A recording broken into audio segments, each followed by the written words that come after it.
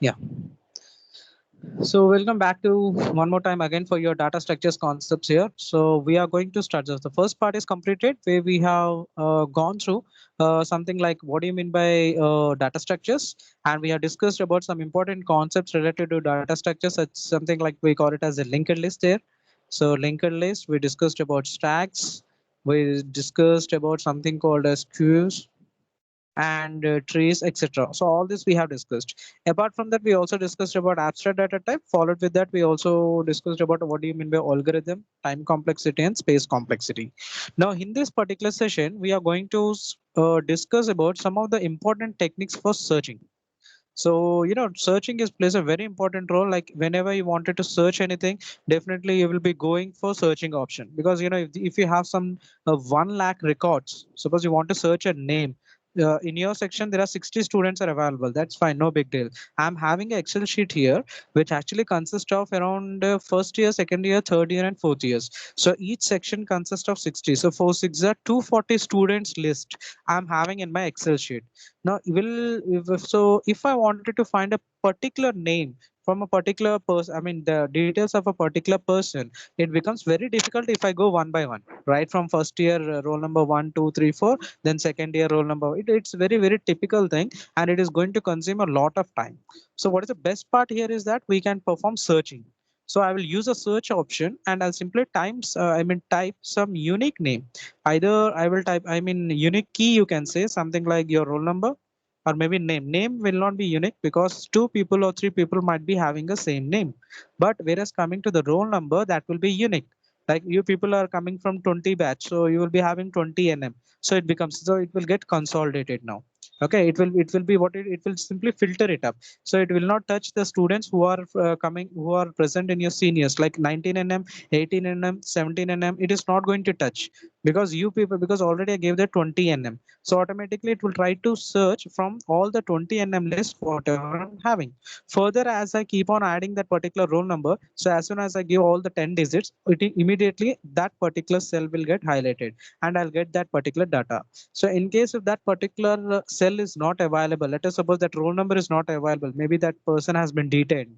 In that case, that list will not be available. It will simply display that that particular the number what you're searching for is not available. So that techniques, how that your computer system is working, how your mobile phone is working. Okay, if you want to search any application, you will be simply typing in the search option that application name, immediately that will be visible to you people. So how that searching is done, so there are some techniques that are implemented using data structures, and that is what we are going to discuss in this today's session here. So without wasting time, we'll go ahead. So basically, there are three searching techniques. Actually, there are many searching techniques what we do have, but mainly we are going to focus on these two: linear search and binary. Well, Fibonacci we'll be discussing later. If we have time constraints, we'll provide it. But in the meantime, coming to the searching, we will be discussing about linear and binary search in detail, because these are the two most important searching techniques what we use today. Also within your operating system, maybe your Android operating system, or it can be your mobile. I mean, what we call your system, personal computer operating system. Both will be using these searching techniques. Yeah, it may be either binary or it may be linear. Well, advanced searching techniques are also available, but for this session, we'll be discussing about only linear and binary search. So what do you mean by searching? As I told you that where as per data structures or this point of time, what do you mean by searching is nothing but you wanted to find a particular value. That value is what I am calling it as here as a key. You can call it as a key. You can give any variable name, or you can simply keep it as a value. You wanted to find out whether a particular value is present in an array or not. So searching. So suppose you people have a list of array, as I told you. So every block consists of some roll number or some value. 1 2 3 4 5, some values we are having. I want to find out within this particular array A, do I have that particular number or not? Let us suppose I wanted to search a value. So value equal to 4. So by looking at it, you people can say, sir, the 4 is available. Then when 4 is available, then I'll ask you at which position it is available. So 0, 1, 2, 3, 4, 5. So if I ask you, so okay, so which position the number 4 is available? By looking at it, you will say, yes, sir, it is available at number 3. the location number 3. That is nothing but your index I. Okay, so here that is what we call it as searching, finding a particular value in an array, whether it is present or not. If it is present, then that particular value's position will be represented or will be given back as an output. So at which particular location it is available. So if you see here, this particular array, let me change the color. So if you see here, this is the array you're having 1, 2, 3, 4, 5.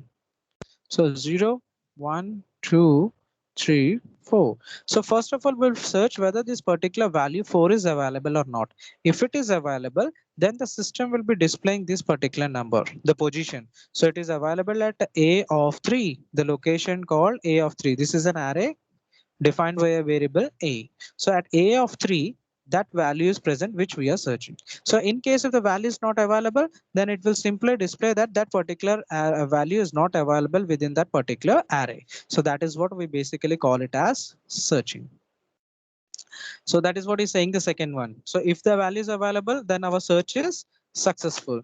But if the value is not present in it, we'll simply say that the value it is not available, and basically we can say that the search is unsuccessful. So the two popular methods what we can use here, I think you people know that one is the linear search. Then we have something called as a binary search. Now, yeah.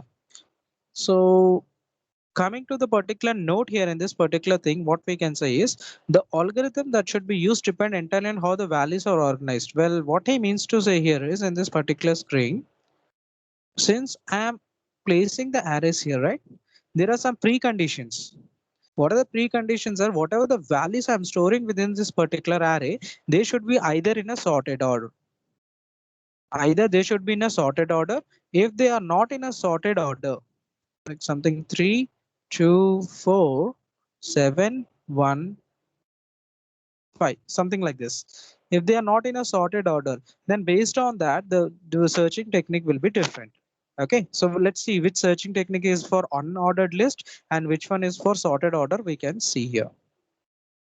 See, if the elements are arranged in ascending order, I think you people know what you mean by ascending order is from small to big. 1, 2, 3, 4, 5, 6. So from small lower order, you're going in a higher order.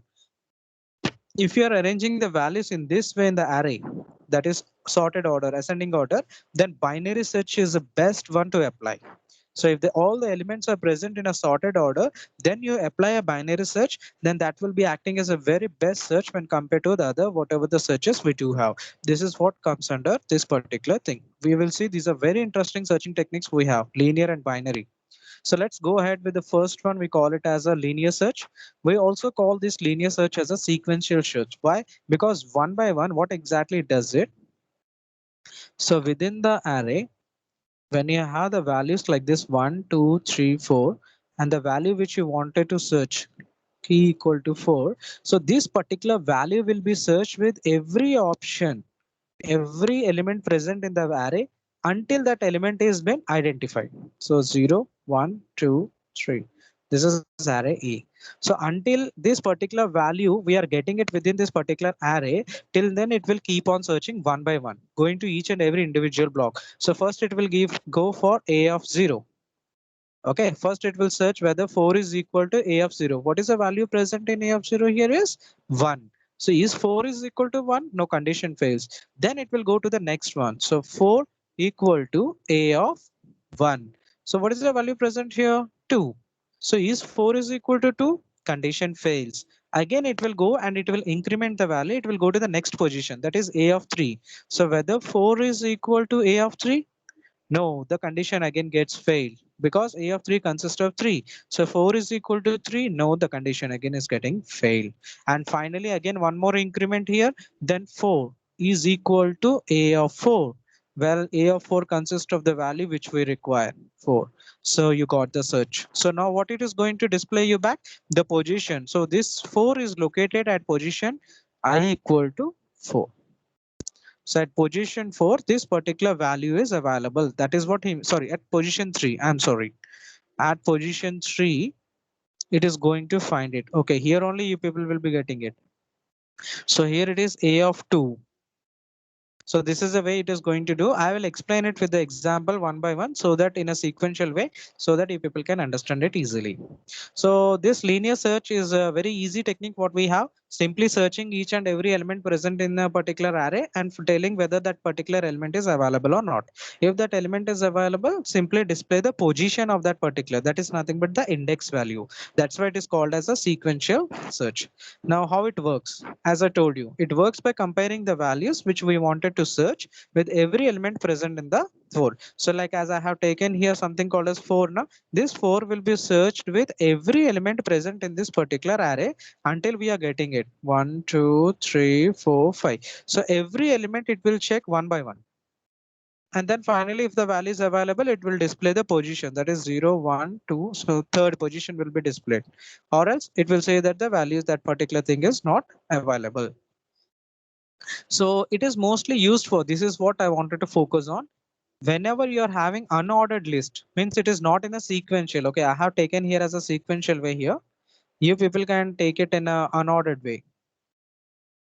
Like 3, 2, 4, 7, 1. So this is an unordered list. So whenever you people have the values in such a way, you people can simply apply linear search. This is the best practice of doing this particular or finding out the element in this particular thing.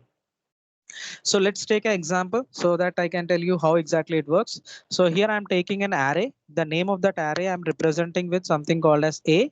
Okay, the array value is A here and it is of type integer. So it actually consists of some elements. I think it 1, 2, 3, 4, 5, 6, 7, 8, 9, 10. So there are 10 elements that are available in this particular location. You can see here there are 10 elements and these are not in a sequential order. You can see these are randomly placed. 10 after 8, after that you got 2, then you got 7, 3, 4, 9, 1, 6. This is what we have. And in this I wanted to search one value. What is the value I wanted to search here is the value 7. I just wanted to know whether that 7 is available within this array or not. If it is available, I want the position. And let's see the, so let's first see the structure format of that particular so array. Yeah, you people can see the structure format now. So there are 10 elements. These are what represented here. Okay, let me change the color. The red is suitable here. So you can see 10, 8, 2, 7, 3, 4, 9, 1, 6, 3. Each one I represented as a separate block. This is an array A. It consists of 10 elements. So since the index usually starts from 0, so that will be 10 minus 1. So that is 9. So 0 to 9. And this is what I'm going to get the back. If the element, I will be getting the result that 3. That is what we are going to get displayed. So let's see the algorithm is very, very easy. Yeah, you people can see here. So initially I am setting the position. So this is a linear search. This is a method what we are going to use and it has some parameter. I think you people can understand what do you mean by this A. This is nothing but the array elements. Whatever the array elements are present here, I am sending it simply calling that particular variable name A.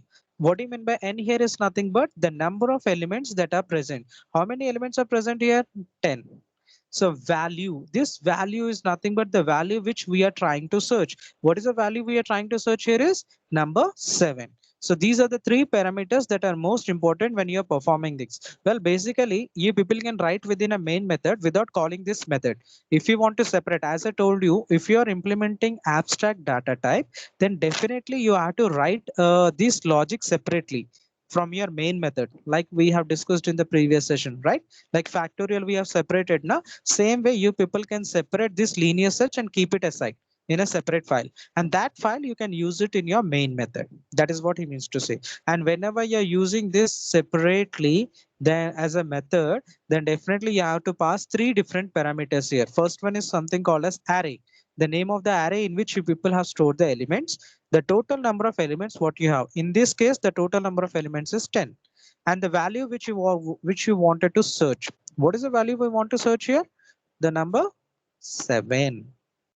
Fine. So let's begin the algorithm here. So first thing what we are going to do is we are initializing the variables. What are the variables we have here is POS. POS is nothing but position. Like you might have seen in the previous diagram, with the position I have already represented there. I will show you one more time. Yeah. So here, usually I refer this as I equal to 0, I equal to 1, the position. But in this case, I am going to use that I variable I am replacing with peers. If you want, you people can use I variable also. This is not restricted that you have to use the same variable what I am representing here. You people can use any other variable you want. So in this case, I am using something called as POS. That is nothing but position. So because this particular searching will be giving us the particular position where that particular value is available. So initially the position is equal to -1. You may be getting a doubt here, sir, why we have placed this particular PS as -1? Well, because in the index, you have seen that the position is starting, if that array, whatever we have selected, it starts from position 0. Means that position 0 consists of some value here. So that's the reason initially we don't have any position. So we have to make this as empty, that position. That's the reason we are using this -1. This indicates that right now no location is present in this particular variable. Whenever you're writing -1, that means that particular variable, I mean the position of these particular arrays is not present in this particular position. We just randomly gave that particular value -1. Then we have, because if you give position equal to 0, what does that mean? So within array, this position you are giving it here. So what happened by default, the system will increment and it will be taking the next value 1. It will not check condition with this particular value 0. That's a problem. That's the reason we are actually using -1 here. -1 is nothing but this location. So this location does not consist of any information. That is what he's saying in this. And the next step, what we are doing is we are initializing the variable. Since how many elements we have in a, we have taken here 10 elements. So we need to search with 10 elements, isn't it? So that is nothing but I equal to 1 to 10. So that's the reason we are writing. So initial first value we are representing with I equal to 1. And we are starting the condition. So first element here we are selecting a while loop here. You can see whether 1. Okay, let me first explain, then we will do the working part. So here the working. So we are going to start a while condition until the value I is less than equal to n. Keep on repeating this particular information. Keep on repeating these particular statements. That is n value, how much we do have here? 10. And initially the I value is 1. 1 is less than equal to 10. Condition is satisfied. You will enter into this. Now we will check that condition. Whether the array with that I value, what is the value of I? 1. Whether that I value 1 is having the value which we want. What is the value we want? 7. If A of 1 is equal to 7, then we will be setting the position, set position equal to I. So we are going to get that particular variable, okay, the position, and we'll simply print that. In case, and if it is, then since we got the value, immediately we will step and we'll come back here. Because we got the desired value position, automatically we will delete it up. But in case if we did not get it, what we need to do is we need to simply come, we should come out of the if statement, increment the value of I, and then again you repeat this particular process again. If A of I is equal to value, if you got that, you'll do it. And then if you did not get it, then in case, let us suppose you have searched the entire array, but you did not find anywhere that particular position, I mean that particular value, then you will replace that. If position is equal to -1, obviously, if you did not get that, you will cannot set that particular position. Automatically, the value of the position will be -1. What does that mean? That particular value is not available in the array. Finally, you will be terminating it. Let's see that one by one. I'll explain with this example. You people can see it. So this is the first one what we do have here. You can see this in particular case, 10 elements we have taken. So in this 10 elements are represent a value what we need to search here is 7. So this is the array what we have taken. So position equal to 0. Initially, what is the value of position we have here? -1. That's fine. Let's go ahead.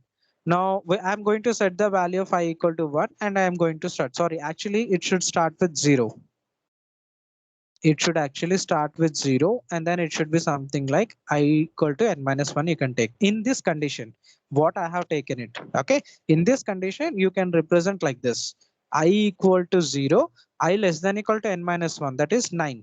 So from 0 to 9, I am going to search the elements. Okay. If you are representing this with 1 and this was 10, then you can use this particular condition, whatever is represented here. But in this case, since I am representing from 0, so you can take the I value as 0 and here n value as 9. So first check the condition. 0 is less than 9.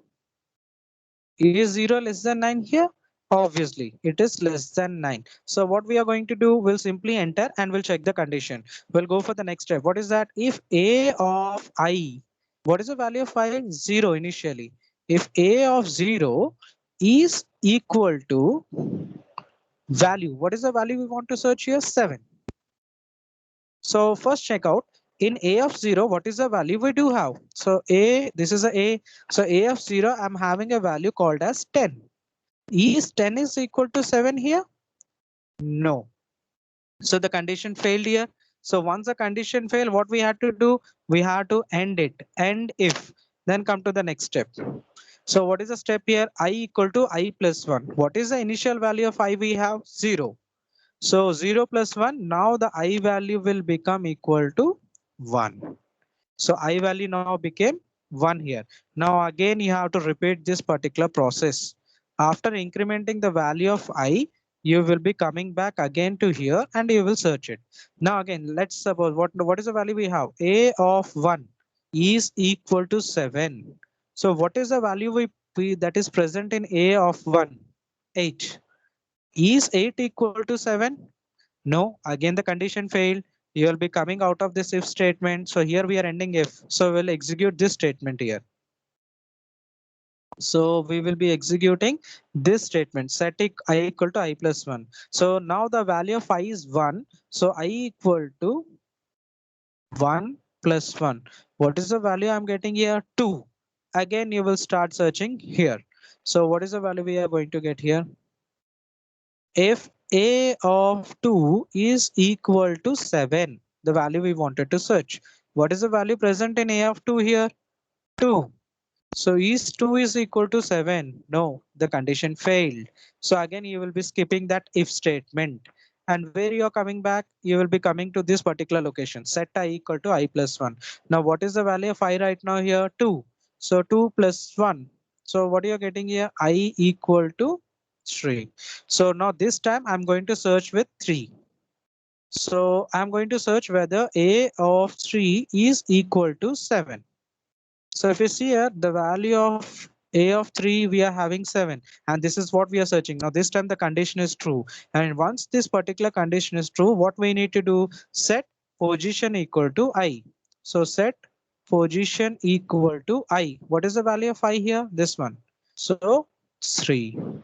I hope you people are getting it. So you're printing the position as 3 and then he is asking you to go to step. So I'm simply printing that it is present at location 3 and then from here I'm going to the step number 6.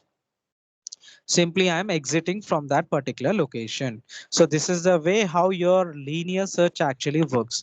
But in case, let us suppose if the value is not present, it will keep on repeating. This particular while statement will be executed. Means from 0 to 9 you will be executing it. You will not be getting the value. Okay.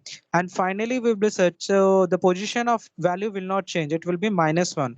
-1 in the sense that value is not present. So you will be simply printing a statement that the value is not present in the array. Then you will terminate it. Since we got the value here in this location, we'll simply display the value as location 3. Okay. So see graphically how we can represent. So initially the value I'm setting it at 0. As I told you, please consider this as 0. Initially I'm setting the initially I'm setting the value of I as 0 and this n value as 9 here because 10 elements now. So n minus 1 I'm doing. So here it will be 9. So 0 less than equal to 9. Condition satisfied. Enter. So now what it is going to do, it will compare 0. It will compare the value that is present in the 0th location, that is 10. Is 10 is equal to 7? No, the condition failed. Automatically it go to the next location. So that is A of 1. Now it will try to search whether A of 1 is having that particular value or not. But A of 1 is having a value something called as 8. But 8 is not equal to 7. So immediately it will come out of the if statement and it will execute this. It will increment the I value. I value is getting incremented. I equal to I plus 1 is nothing but incrementing the I value. So I value now becomes 2. Now it will start checking or communicating with 2. So it will check whether 2 is equal to 7. Again, the condition fails. Then again, it will check for the next one, increment the value and go to the next location, that is 3. So A of 3 consists of, you can see here, A of 3, this is 3, consists of the value which we want. Wow, we got it. So immediately it is going to display the value that it is present at location 7, that it is present at position number 3. This is what will be displayed. Okay, this is the way how actually linear search takes place. Now, as I told you that how we can determine, so every program, every algorithm, what we are working on, we need to look for something called as complexity. So we need to discuss about the complexity of a linear search. So here the time complexity for this particular linear search is order of n. Okay, why you people got order of n? That I will explain here. You people may be getting, so why we are taking, so here n is nothing but the number of elements in the array. So how many elements we have here? 10 elements, right? So okay, each and every element has to be searched so that we can determine where exactly this number is present. But if you remember, as soon as we got this number at this position, did we search these numbers?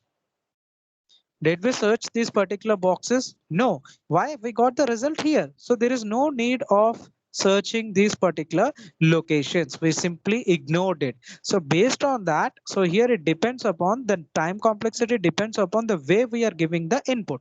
So here if you ask me these particular numbers, whatever I gave, what is the order here is? The order is order 1, 2, 3, 4. Order of 4 means within 4 steps, I got my result. I hope you people are getting it. Okay. This is a way how we can determine. Since we don't know what is the number, depending upon the number of elements you people are giving it, that depends. So here in this particular case, I have given 10 elements. So the value of n is 10. That doesn't mean that order of 10. Okay. Why he has given order of n is nothing but the number of searches we did. How many searches we did? We initially searched with this particular element. Then we have searched with this second element, third element, and fourth element. So we, after searching for the fourth element, then we got the result. Means the order is order of 4. That is what he means to say. For generalized terms, we use something order of n in case we don't know the number of elements that have been displayed. And here the best case is order of 1. Okay, you people might be getting here. So why the best case is order of 1? Let us suppose this 7 is present here in the beginning. This 7 is present here itself in this location. So as soon as you people are searching for this particular number, in the first position only you will be getting the result. So you will be simply ignoring these elements. You people will be simply ignoring these elements. Why? When you were searching for this particular array, you got in the first position itself the value which you are researching for. So that means it is order of 1. So within one step, you people got the result. That's why order of 1. And in the worst case, let us suppose that particular element is present in the last point. That particular element is present somewhere here, 7. So let us suppose this is 5, this is 7. So what happens now? You have to keep on searching each and every element. First this number, then this number, then you will be shifting to this, then this number, this, and you will be keep on shifting and searching for the number until you complete the array or you find that. So finally you got this at this particular position. So what is the, how many searches you people have did here? Total 9 searches. Okay, 10 searches, 1, 2, 3, 4, total 10 elements are there. The 10th element you got the information. So here the order of 10. So that is what he means to say here, order of n. So this is the way how exactly this particular thing actually works. Okay, so this is all about your linear search. It is very easy technique what we do have. But only thing you people have to keep in mind, the way you people are using the array, based on that you should be considering this particular algorithm. Since for example, set I equal to 1 he has did. So that means he is indicating that this is the first position, second position, third position, fourth, fifth, sixth, seven, eight, nine, 10. Since you people will get confused here if I write like this, because you people might have learned in C language that initially array begins with 0. Okay, every array element will be storing the element. The first element will be present in the location 0, then 1, 2. If there are 10 elements, will represent 0 to 9. If there are 11 elements, so 0 to 10. If there are 5 elements, 0 to 4 we represent. So that's why you people shouldn't get confused. So I have used this example. So you people just keep this as 0. Okay, set I is equal to 0 while I is less than equal to 9. Then you perform the operation. Remaining process is same.